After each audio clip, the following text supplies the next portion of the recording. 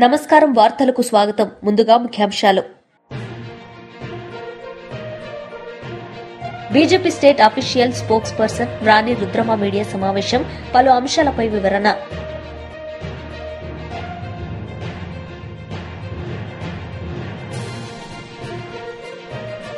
మాజీ మంత్రి గుడివాడ అమర్నాథ్ మీడియా సమావేశం, పలు అంశాలపై వివరణ.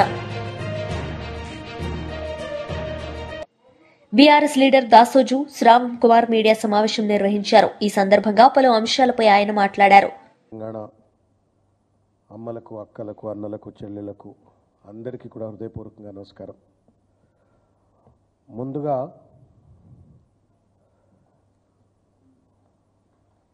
ముందుగా ఈరోజు బసవన్న గారి మహానుభావుడు, దార్శనికుడు, సర్వసమానత్వ సిద్ధాంతకర్త అయినటువంటి బసవన్న గారి జయంతి సందర్భంగా వారికి హృదయపూర్వకంగా శ్రద్ధాంజలి సమర్పిస్తూ వారి మార్గంలో నడుస్తున్నటువంటి కోటాను కోట్ల మంది వారందరికీ కూడా హృదయపూర్వకంగా శుభాభినందనలు తెలియజేస్తా ఉన్నాను. దాంతోపాటు ఇవాళ తెలంగాణ రాష్ట్రంలో ఉన్నటువంటి దాదాపు 5,07,107 మంది 10వ తరగతి పరీక్షకు హాజరై ఉత్తీర్ణులైనటువంటి విద్యార్థులందరికీ, వాళ్ళ తల్లిదండ్రులందరికీ కూడా భారత రాష్ట్ర సమితి తరపు నుండి హృదయపూర్వకంగా శుభాభినందనలు తెలియజేస్తా ఉన్నాను. అదేవిధంగా ఈ విద్యార్థులకు అత్యంత అద్భుతమైనటువంటి ఒక విద్యాభ్యాసాలు అందించి, తర్ఫీదును అందించి, ఈ పరీక్షలో ఉత్తీర్ణులై వాళ్ళ భవిష్యత్తును నిర్మించుకునేందుకు అవసరమైనటువంటి రీతిలో తయారు చేసినటువంటి ఒక టీచర్లు, ఉపాధ్యాయులు, వాళ్ళందరికీ కూడా శిరస్సు వంచి భారత రాష్ట్ర సమితి తరపు నుండి హృదయపూర్వకంగా కృతజ్ఞతలు తెలియజేస్తా ఉన్నాను, శుభాభినందనలు తెలియజేస్తా ఉన్నాను. మరొక్కసారి 10వ తరగతి పరీక్ష ఫలితాలు కనుక లోతుగా విశ్లేషించినట్లయితే కేసీఆర్ గారి యొక్క దార్శనికత యొక్క ప్రతిఫలం ఎట్లా ఉంటుందనేది స్పష్టంగా కనబడ్డది. ఎందుకంటే ఆ వేదిక మీద రేవంత్ రెడ్డి వేదిక మీద కూర్చున్న సందర్భంలోనే వారు నరసింహారెడ్డి గారు అనుకుంటా, డైరెక్టర్ ఆఫ్ స్కూల్ ఎడ్యుకేషన్, వారు మాట్లాడుతూ ప్రైవేట్ స్కూల్స్లో 94% వస్తే రెసిడెన్షియల్ వెల్ఫేర్ స్కూల్స్లో 98% విద్యార్థులు పాస్ అయినారు, ఉత్తీర్ణత సాధించింది అని చెప్పారు. This it self is a litmus test of the vision and dedication with which how KCR garu has built the residential welfare schools. Private kante kuda KCR garu నిర్మించినటువంటి యొక్క సాంఘిక సంక్షేమ రెసిడెన్షియల్ వెల్ఫేర్ స్కూల్స్ కానివ్వండి, tribal welfare residential welfare schools కానివ్వండి, BC welfare residential schools కానివ్వండి, minority welfare residential schools కానివ్వండి, అన్నీ కూడా అత్యున్నతమైనటువంటి పర్సంటేజ్లో ఉత్తీర్ణత సాధించినటువంటి ఒక విషయం కనుక గమనించినట్లయితే దాని వెనుక కేసీఆర్ గారి యొక్క ఆలోచన, విజన్, స్ట్రాటజీ అంతా కూడా స్పష్టంగా కనబడుతుంది. కాబట్టి వారికి కూడా నేను హృదయపూర్వకంగా మరొకసారి ధన్యవాదాలు తెలియజేస్తూ, 10వ తరగతి పాస్ అయినటువంటి ఒక విద్యార్థులు మీ భవిష్యత్తు మహోన్నతంగా ఉండాలని చెప్పని, భారత జాతి నిర్మాణంలో మీరు ఇంకా బలమైనటువంటి ఒక రీతిలో మంచి విద్య అభ్యసించాలని చెప్పని, జాతి నిర్మాణం కోసం, దేశ నిర్మాణం కోసం, తెలంగాణ నిర్మాణం కోసం ఒక మంచి నాగరిక పౌరులుగా మీరు ముందుకు రావాలా అని చెప్పని, భవిష్యత్తు ఉండాలని చెప్పని ఆ భగవంతుని ప్రార్థిస్తున్నాను. ఇకపోతే ముఖ్యమైనటువంటి ఒక అంశం,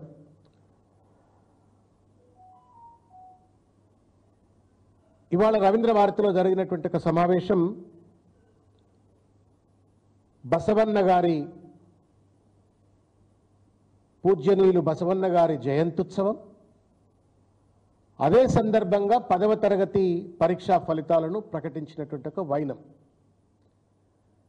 వాస్తవానికి పరీక్షా ఫలితాలు ప్రకటించడం అనేటువంటిది మాజీ మంత్రి గుడివాడ అమర్నాథ్ మీడియా సమావేశం నిర్వహించారు. ఈ సందర్భంగా పలు అంశాలపై ఆయన మాట్లాడారు. భక్తులు నిజరూప దర్శనానికి వచ్చేటువంటి పరిస్థితులు ఉండేటువంటి పవిత్రమైనటువంటి రోజు ఒకే ఒక్క రోజు. దీనికి సంబంధించి ఈరోజు జరిగినటువంటి ఘటన 7 భక్తుల్ని పట్టణ పెట్టుకున్నటువంటి విషయాన్ని దేశం అంతా కూడా చూసింది. కేవలం ప్రభుత్వం తాలూకా నిర్లక్ష్యం, ప్రభుత్వం తాలూకా చేతకానితనం, ఇంతమంది భక్తులు వస్తారని చెప్పి తెలిసి చేయాల్సినటువంటి ఏర్పాట్లలో కూడా అంటే చందనోత్సవం అనేటువంటిది ప్రతి సంవత్సరం ఏ రోజు వస్తుందో అనేటువంటిది డిపార్ట్మెంట్కి తెలుస్తుంది. ఏ రోజుకి ఏర్పాట్లు అనేటువంటి పూర్తి చేయాలనేటువంటిది అది ప్రభుత్వం తాలూకా బాధ్యత. కేవలం 3 రోజుల 4 రోజుల క్రితం గోడ కట్టి దానికి కనీసం క్యూరింగ్ చేయకుండా గోడ కట్టాల్సినటువంటి రూల్స్ అండ్ రెగ్యులేషన్స్ ఏవైతే ఉన్నాయో లేదా దానికి సంబంధించిన టెక్నికల్ ప్రొసీజర్స్ ఏవైతే ఉన్నాయో ఏవి ఫాలో అవ్వకుండా కేవలం గోడ కట్టేయాలన్నటువంటి ఉద్దేశంతో గోడ కట్టేసి క్యూరింగ్ కూడా చేయకుండా ఈరోజు నిన్న రాత్రి సహజంగా మీ అందరికీ తెలుసు ఆనవాయితీ ప్రకారం మరి ఆ దేవుడి కృప ఏంటో తెలియదు కానీ చందనోత్సవం అంటే వర్షం అనేటువంటిది ప్రతి చందనోత్సవానికి ఆ దేవుడి లేలో ఏంటో తెలియదు కానీ ప్రతి సంవత్సరం చందనోత్సవం రోజున వర్షం పడుతుంటది ఈ ప్రాంతంలో అనేటువంటిది ఈ ప్రాంతంలో ఎవరిని అడిగినా చెప్తారు. సరే గాలి వచ్చింది, వాన వచ్చింది, ఇవన్నీ ప్రభుత్వానికి సాకుల్లా కనబడొచ్చు కానీ మీరు చేసినటువంటి ప్రక్రియలో ఆ గోడకి భక్తులకు సంబంధించినటువంటి ఈ టెంట్లు వేయడానికి, ట్రస్సులు వేయడానికి ఏదైతే ఏర్పాట్లు చేశారో ఆ క్యూరింగ్ అవునటువంటి గోడకు తీసుకుని వచ్చి ట్రస్సులన్నీ కూడా తగిలించి దానికి మేకులు కొట్టి పూర్తిగా ఆ గోడని సపోర్ట్ కింద తీసుకొని ఏర్పాట్లన్నీ కూడా చేశారు. ఒక పక్క గాలి, ఒక పక్క ఇప్పుడే పైలా ప్రవీణ్ అని చెప్పి ఇందులో గాయపడినటువంటి యువకుడిని విమ్స్ హాస్పిటల్లో తనని పరామర్శించి రావడం జరిగింది. ప్రత్యక్ష సాక్షి ఆ అబ్బాయిని అడిగాం ఏం జరిగింది, ఎలా జరిగింది ఏంటి అని అంటే క్లియర్ చెప్పాడు. సార్ పెద్ద గాలి వేసింది, గోడ ఫ్లెక్స్ ఊగినట్టు ఊగింది సార్, అది ఆ చీకట్లో మాకు లైటింగ్ కూడా లేదు ఆ టైంలో, అది గోడో లేకపోతే ఫ్లెక్సో ఏంటో తెలియలేదు, కళ్ళుమూరి చేసి లోపు మొత్తం గోడంతా కూలిపోయింది, కిందన ఉండిపోయారు. నాకేమో ఆ కుర్రోడికేమో ఐరన్ ట్రస్ ఏదైతే ఉంటుందో అది వచ్చి కాలు మీద పడిపోయి ఆ యాంకిల్ బ్రోన్ అనేటువంటిది ఫ్రాక్చర్ అయ్యింది. అంటే క్యూరింగ్ అవునటువంటి గోడకు తీసుకుని వచ్చి ఆ గోడ ఇది కూడా మీరు చూస్తే ఇది కాంక్రీట్ తో సహజంగా మీరు చూడండి, మీరు ఎక్కడన్నా. టీడీపీ బ్రాహ్మణ సాధికార సమితి రాష్ట్ర కన్వీనర్ బుచ్చి రాంప్రసాద్ మీడియా సమావేశం నిర్వహించారు. ఈ సందర్భంగా పలు అంశాలపై ఆయన మాట్లాడారు. గురించి మాట్లాడాలంటే ఇంత జరిగినటువంటి సందర్భంలో ఆయన అక్కడికి వెళ్ళి ఎలా ఉండాలి, ఒక బాధ జరిగిన సందర్భం, ఒక బాధ జరిగిన కుటుంబాల దగ్గరికి వెళ్ళేటప్పుడు, చనిపోయిన కుటుంబాల దగ్గరికి వెళ్ళేటప్పుడు ఏ విధంగా ప్రవర్తించాలి, ఎలా ఉండాలి అనేది కూడా ఆయనకి అర్థం కాదు, ఎలా ప్రవర్తించాలో కూడా ఆయనకి తెలియదు. ఇవన్నీ పక్కన పెట్టి శవాల మీద పేలాలు ఎరుకునే పద్ధతిలో ఆయన ప్రవర్తిస్తారు. అందుకనే వాళ్ళని రాబందుల పార్టీకి రాష్ట్ర అధ్యక్షుడిగా జగన్మోహన్ రెడ్డి గారిని చెప్పుకోవాలి. ఎందుకంటే ఇవాళ ఆయన చేసిన ప్రవర్తన ఆ విధంగా ఉంది. జరిగిన వెంటనే 1 గంట 15 నిమిషాల్లోనే అక్కడికి రెస్క్యూ టీంలు వెళ్ళినాయి, ఎన్డీఆర్ఎఫ్ వెళ్ళింది, మంత్రుల బృందాలు వెళ్ళారు. అందరూ కూడా దీని మీద 3-man కమిటీ, ఎంక్వైరీ కమిటీ వేశారు. చంద్రబాబు నాయుడు గారు చనిపోయిన వారికి 25 లక్షల రూపాయలు ఎస్క్రేషియా ప్రకటించింది ప్రభుత్వం. అదేవిధంగా నీకు దెబ్బలు దిగిన వాళ్ళకి కూడా 3 లక్షల రూపాయలు ప్రకటించింది. చనిపోయిన వారి కుటుంబాలకు మన అవుట్ సోర్స్ కింద ఎండోమెంట్లో వాళ్ళకి అర్హత కలిగిన అందరికి కూడా ఉద్యోగాలు ఇవ్వాలని చెప్పి చెప్పడం కూడా జరిగింది. తర్వాత ఇమీడియట్గా ఒక 15-20 నిమిషాల్లోనే లైన్లన్నీ క్లియర్ చేసేసి ఇమీడియట్గా నీకు సిస్టమ్ని ఒక పద్ధతిగా తీసుకెళ్ళింది. ఎందుకంటే చందనోత్సవానికి దగ్గర లక్షల మంది భక్తులు వస్తారు, ఇతర రాష్ట్రాల నుంచి కూడా వస్తారు. ఇక్కడ ఏంటంటే మా ప్రభుత్వం, గత ప్రభుత్వం చేసింది ఏంటంటే, గత ప్రభుత్వం 16,000 మందికి విఐపి టికెట్లు ఇచ్చి విఐపి దర్శనాలు చేసింది. కానీ మేము అలా కాదు, సామాన్య భక్తులకి పెద్దపీట వేయాలనే ఆలోచన విధానంతో మా ముఖ్యమంత్రి గారు దీని మీద దగ్గర 10 రోజుల నుండి మంత్రులతో మీటింగులు పెట్టించి అక్కడికి వెళ్ళి రివ్యూ చేసుకుని అన్నీ కూడా చాలా పద్ధతిగా చేసుకుంటూ వస్తున్నారు. అందుకనే 15 నిమిషాల్లో అంతా క్లియర్ చేసి నార్మల్ భక్తులకి దర్శన భాగ్యాన్ని కలిగించడం కోసం మేము ప్రయత్నిస్తే ఈయన అక్కడికి పోయి చేసినటువంటి వ్యవహారాన్ని మీ అందరూ చూశారు. సింహాచలం పైన ఉన్నటువంటి 3 నామాలని తీసేస్తే అప్పుడు మంత్రిగా ఉన్నటువంటి కొట్టు సత్యనారాయణ గారు కొండ మీదకి వెళ్తే భక్తులు నిలదీసింది మిమ్మల్ని కాదా అని ఒకసారి నేను అడుగుతున్నా. మీకు ఏమాత్రమైనా సింహాచలం టెంపుల్ మీద లేకపోతే దేవాలయాల మీద మీకు ఎక్కడన్నా ఒక గౌరవం ఉందా అని మీ ద్వారా నేను అడుగుతున్నా. ఇక మాన్సస్ ఆస్తులను కొల్లగొట్టడం కోసం ఆ రోజున మీరు చేసిన ప్రయత్నం ఏంటి ఒక్కసారి ఆలోచించండి. ఎక్కడో ఢిల్లీలో ఉండే ఆమెను తీసుకొచ్చి ఆమెను పెట్టి మొత్తం ఆస్తులు కొల్లగొడదా ఉంటే ఆ రోజున ప్రభుత్వం ఆ విధంగా ప్రవర్తిస్తే కోర్టుకెళ్ళి కోర్టు ద్వారా తిరిగి మన అశోక్ గజపతి రాజు గారిని పెట్టుకుని ఆస్తుల పరిరక్షణ చేసింది తెలుగుదేశం పార్టీయా కాదా అని ఒకసారి మిమ్మల్ని అడుగుతున్నా. అదేవిధంగా అంతర్వేది తగలబడిపోయింది మీ పరిపాలనలోనే. అదేవిధంగా రామతీర్థంలో నేను మాట్లాడటానికి కూడా నా నోరు ఒప్పుకోదండి. రాముల వారి మీద నాకు ఎంతో భక్తి ఉంది. ఎందుకంటే మీరు చేసిన అపచారం ఇవాళకైనా మీరు ఒకసారైనా సారీ చెప్పారా వీటన్నిటి మీద? మీరు ఇవన్నీ మర్చిపోయినా ప్రజలు మాత్రం మర్చిపోరు జగన్మోహన్ రెడ్డి గారు. ఇక మీ ప్రభుత్వంలో ఎంతమంది చనిపోయారనే దానికి ఉదాహరణ గోదావరి కచ్చులూరు బోటులో 47 మంది చనిపోయారు. అప్పుడు మీరు వెళ్ళి పరామర్శ చేశారా ఒక్కసారన్నా? చేశారా? ఒకసారి మీరు చెప్పండి. అదేవిధంగా విశాఖలో క్రేన్ కూలితే 11 మంది చనిపోయారు. అదేవిధంగా అన్నమయ్య డ్యామ్ కూలిపోతే 37 మంది చనిపోయారు. ఆ రోజున మీరు పరామర్శకు వెళ్ళలేదు. వీటిల్లో దేనికి కూడా మీరు పరామర్శకు వెళ్ళలేదు. కానీ తెలుగుదేశం పార్టీ ప్రతిపక్షంలో ఉన్నా మేము అన్నమయ్య డ్యామ్ కూలిపోయినప్పుడు తెలుగుదేశం పార్టీ తరపున ఎన్టీఆర్ ట్రస్ట్ తరపున మా మేడం భువనేశ్వర్ గారు వెళ్ళి అక్కడ బాధితులను పరామర్శ చేసి ప్రతి ఒక్కళ్ళకి ₹1,00,000 సహాయం చేసింది ఎన్టీఆర్ ట్రస్ట్ ద్వారా. భోజనాలు పెట్టాం, అన్ని అవసరాలు కూడా చూసుకుని కష్టంలో ఉంటే అధికారంలో ఉన్న ప్రతిపక్షంలో ఉన్న మేము కష్టంలో ఉన్న మనుషుల దగ్గరికి అండగా నిలబడటం మాకు అలవాటు. కానీ మీరు ఎప్పుడు ఎక్కడా కూడా ₹1 సహాయం చేసినటువంటి సందర్భాలు మీకు ఉన్నాయా అని మరొక్కసారి మిమ్మల్ని నేను అడుగుతున్నా. బుడమేరులో మీరు తిరిగినప్పుడు మొన్నే జరిగింది, ఒక 8-7 నెలల క్రితం బుడమేరు పొంగి వస్తే అప్పుడు కూడా మీరు వెళ్ళి పరామర్శ చేశారు. కానీ ఎటువంటి సహాయం చేసినటువంటి సందర్భం మీకు లేదు. కానీ మేము ప్రభుత్వంలో ఉన్నా ప్రభుత్వం తరపున జరుగుతున్న ఎన్టీఆర్ ట్రస్ట్ తరపున తెలుగుదేశం పార్టీ తరపున మేము 8 రోజులు 10 రోజులు ప్రతిరోజు కూడా భోజనాలు అన్ని కూడా తీసుకెళ్లి సప్లై చేసినటువంటి ఘనత తెలుగుదేశం పార్టీకి ఉంది. మీరేంటంటే శవాల మీద ఏరుకునే రకంగా మీరు ప్రవర్తిస్తూ ఇవాళ ఈ విధంగా మీరు ప్రవర్తించటం, దీనికి ఏదో సోషల్ మీడియాలో మీ ఇష్టం వచ్చినట్లు మాట్లాడటం, ఇవన్నీ మీరు చేసినంత మాత్రాన మీరు చేసినటువంటి తప్పులు ప్రజలు మర్చిపోరు. హిందూ మతం మీద మీకున్నటువంటి వ్యతిరేకతను ప్రజలెవరు మర్చిపోరు. మరొకసారి అవన్నీ కూడా ఆలోచించుకొని ఎప్పటికైనా బాధిత కుటుంబాల దగ్గరికి వెళ్ళినప్పుడు పరామర్శ చేసే విధానాన్ని BJP state official spokesperson Rani Rudrama media సమావేశం నిర్వహించారు. ఈ సందర్భంగా పలు అంశాలపై ఆమె మాట్లాడారు. ప్రాముఖ్యత కలిగినటువంటి విద్యాశాఖను, హోంశాఖను కూడా నిర్వహిస్తున్నాను. నేనే వాటికి మంత్రిగా ఉంటాను. ముఖ్యమంత్రి దగ్గర ఉంటే అద్భుతమైనటువంటి ఫలితాలు, పర్యవేక్షణ అన్నీ ఉంటాయని చెప్పి సెలవిచ్చిన విషయం మన అందరికి కూడా తెలిసిందే. అయితే ఇవాళ ఇదే ముఖ్యమంత్రి గారిని మేము ఇదే క్వశ్చన్ అడుగుతున్నాం. అయ్యా మీరు ఎక్కడున్నారు?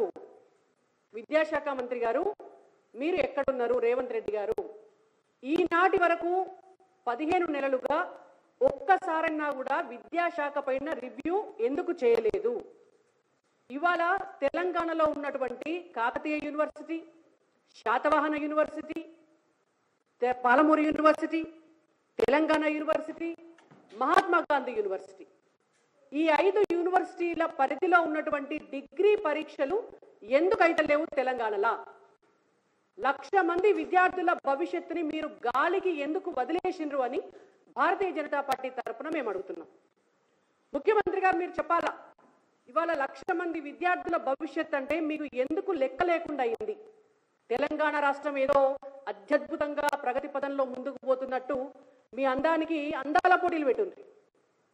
100 కోట్ల రూపాయలు ఖర్చు పెట్టుకుంటా అందాల పోటీలు పెట్టడం మీద ఉన్నటువంటి శ్రద్ధ రేవంత్ రెడ్డి గారికి తెలంగాణలో ఉన్నటువంటి విద్యార్థులు చదువుకునేటటువంటి డిగ్రీ చదువుకునేటువంటి విద్యార్థులకు పరీక్షలు పెట్టాలి, విద్యా సంవత్సరం అయిపోయింది అనేటువంటి సోయి లేకపోవడం అనేటువంటిది ఇంతకంటే దురదృష్టం, ఇంతకంటే దౌర్భాగ్యం, ఇంతకంటే నీచం ఇంకొకటి లేదు. ఎక్కడన్నా ఉమ్మడి ఆంధ్రప్రదేశ్లో కూడా ఇంత అధ్వాన్నమైనటువంటి పరిస్థితి ఎన్నడూ కూడా లేదు. విద్యా సంవత్సరం అయిపోతుంటే విద్యార్థుల పరీక్షలు పెట్టకపోతుంటే కనీసం దానిపైన పర్యవేక్షణ చేసిందిరా విద్యాశాఖ మంత్రి అని పేరు చెప్పుకుంటున్నటువంటి రేవంత్ రెడ్డి గారు ఎందుకు పెడతలేరు అనేటువంటిది ఎంక్వైరీ చేసిందా మీరు? కనీసం ఏప్రిల్ నెల అయిపోయి మే నెల మొదలైతుంటే ఇప్పటి వరకు కూడా డిగ్రీ పిల్లలకు 5 యూనివర్సిటీల పరిధిలో పరీక్షలు జరగకపోతే వాళ్ళ పరీక్షలు ఎప్పుడు పెడతారు? వాళ్ళ పరీక్ష ఫలితాలు ఎప్పుడు దిద్దుతారు? వాళ్ళకు ఆ పేపర్లు దిద్ది ఫలితాలు ఎప్పుడు ఇస్తారు? వాళ్ళు పీజీకి అడ్మిషన్ ఎప్పుడు పెట్టుకోవాలి? అంటే ఇవాళ తెలంగాణలో పుట్టిన పాపానికి, తెలంగాణలో డిగ్రీ చదువుకుంటున్నటువంటి పాపానికి, తెలంగాణలో దాదాపు 1,00,000 మంది డిగ్రీ విద్యార్థులు ఇవాళ మీ కాంగ్రెస్ పార్టీ ప్రభుత్వ వైఫల్యం పుణ్యమా అని ఒక విద్యా సంవత్సరాన్ని కోల్పోతున్నారు. అక్కడ ఇంత కూడా చీమ గుట్టినట్టు లేదు మీకు. దేశాలు పట్టుక తిరగాలే తెల్లారలేస్తే, ఈ పైసలు పట్టుకొస్తానం ఆ పైసలు పట్టుకొస్తానమని మీ మంత్రులు తెల్లారలేస్తే హెలికాప్టర్లు వేసుకొని జిల్లాల పర్యటనలు చేయాలి. కానీ ఇలా డిగ్రీ పిల్లలకు పరీక్షలు నిర్వహిస్తలేము అనేటువంటి సోయి మాత్రం లేదు ముఖ్యమంత్రి గారికి, తెలంగాణలో ఉన్నటువంటి మంత్రివర్గానికి కూడా. ఇవాళ విశ్వవిద్యాలయాలు అనేటువంటివి విద్యార్థుల భవిష్యత్తుకు పట్టుకొమ్మలు.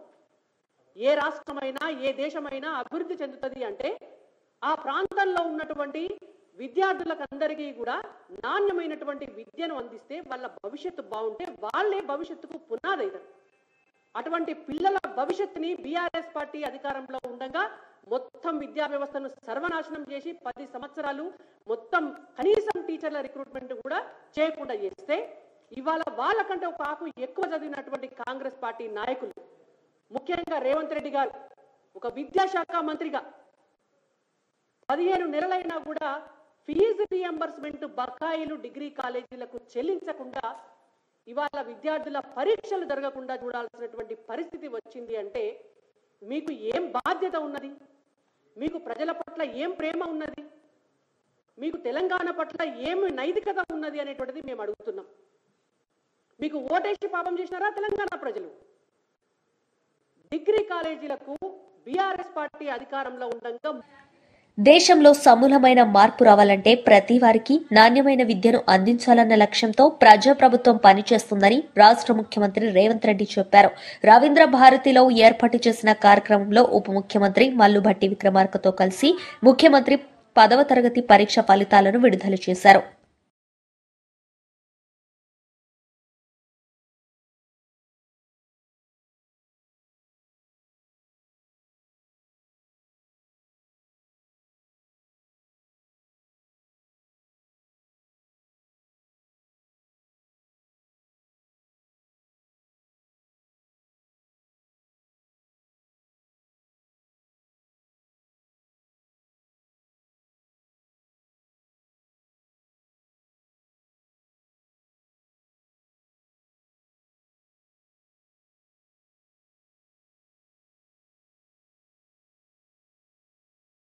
ఏపీ తెలుగు అకాడమీ మాజీ చైర్పర్సన్ లక్ష్మీ పార్వతి మీడియా సమావేశం నిర్వహించారు. ఈ సందర్భంగా పలు అంశాలపై ఆమె మాట్లాడారు. అందరికీ వర్తించేటువంటిది. అందువల్లనే ఈ ధర్మాన్ని భ్రష్టు పట్టించడానికి ఈరోజు బీజేపీ కొంతమందిని ఉపయోగిస్తూ ఉంది. అది ఈ రాష్ట్రంలో ముఖ్యంగా ఆంధ్రప్రదేశ్లో జరుగుతున్నటువంటి అన్యాయాలు, అక్రమాలు, దేవుడి పేరుతో జరుగుతున్నటువంటి ఇవి చూస్తూ ఉంటే అసలు ప్రత్యక్షంగా ప్రకృతి ఎంత ప్రకోపం చేస్తూ ఉందో కనిపిస్తూనే ఉంది కదా మనకి. ఈ అడుగు పెట్టారు ఆ రోజు కూడా అంతే. అతను 2000 ప్రీతిగా అతను చాలా గొప్ప వచ్చిన తర్వాత ఆయన నిజాలకు కూడా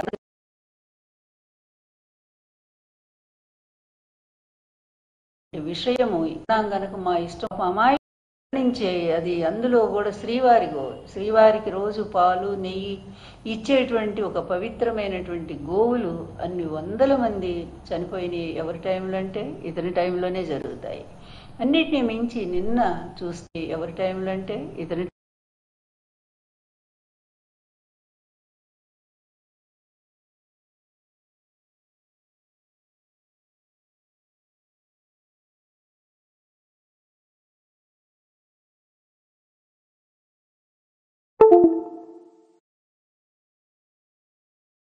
అధికారంలో ఉన్నాం గనక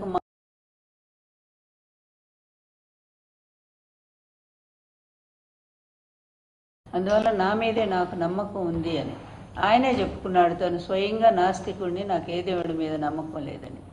అట్లాంటి వాడు కనుకనే దేవుణ్ణి ఇన్ని రకాలుగా అతను భ్రష్టు పట్టిస్తా ఉన్నా అంటే ఈ హిందూ ధర్మవాదులు కూడా ఆలోచించాల్సినటువంటి అవసరం ఉంది. నేను హిందూ ధర్మమే అంటాను, మతం అనే ఆ వాడను నేను.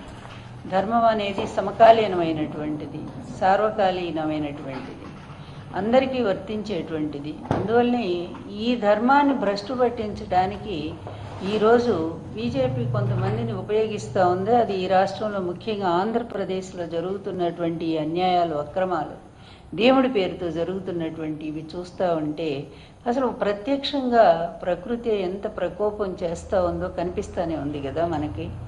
ఈ అడుగు పెట్టారు ఆ రోజు కూడా అంతే.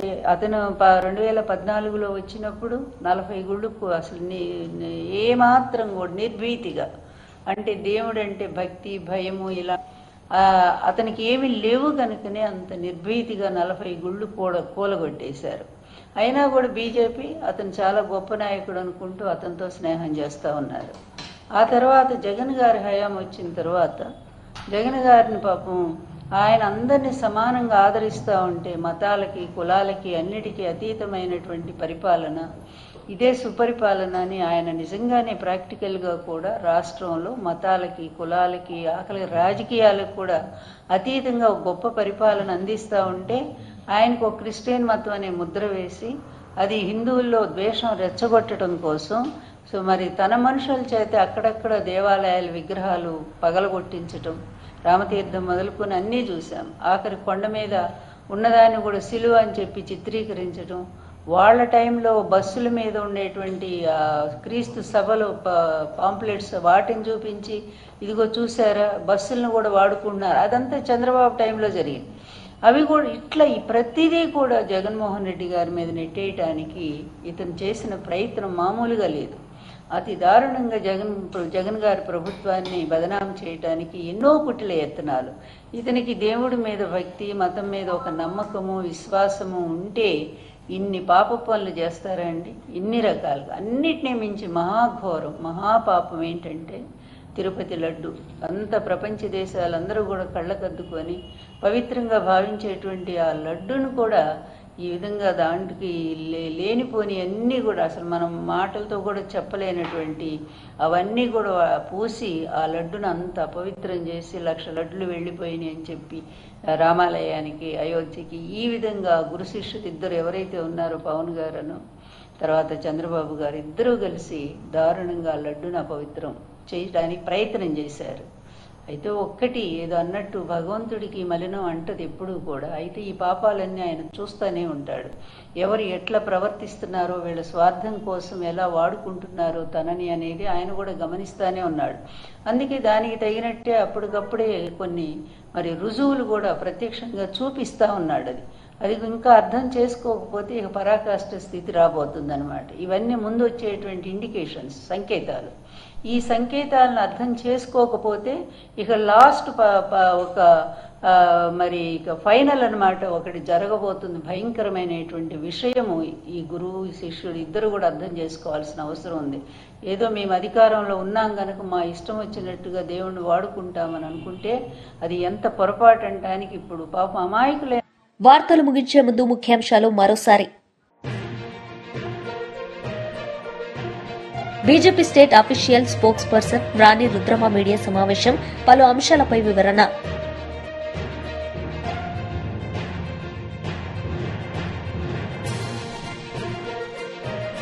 మాజీ మంత్రి గుడివాడ అమర్నాథ్ మీడియా సమావేశం, పలు అంశాలపై వివరణ. ఈ వార్తలు ఇంతటితో సమాప్తం. తిరిగి ప్రసారమయ్యే వార్తలు మళ్లీ కలుద్దాం. అంతవరకు సెలవు. నమస్తే.